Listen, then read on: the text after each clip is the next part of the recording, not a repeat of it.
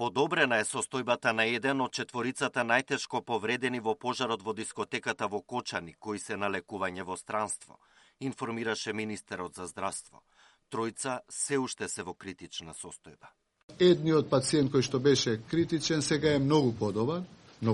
Подобар е и веќе бројката на покритични пациенти се намалува на 3. Меѓутоа, ова не значи дека така ќе продолжи. Кај некои пациенти, за жал, има флуктуација во нивната здравствена состојба. Денеска во земјава ќе се вратат уште 20 од повредените кои беа згрижени во Полска и Белгија.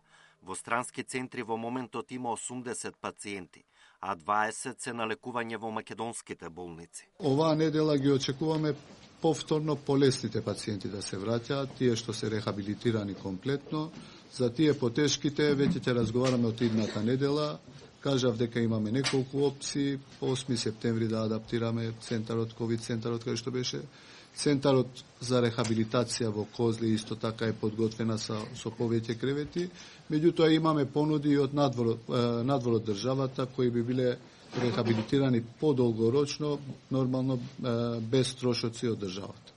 Меѓутоа за тоа веќе почнуваме од идната недела да зборуваме кога веќе ќе се најавуваат потешките пациенти.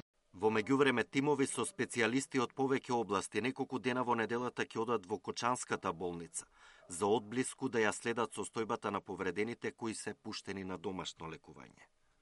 Александар Динев, Сител телевизија.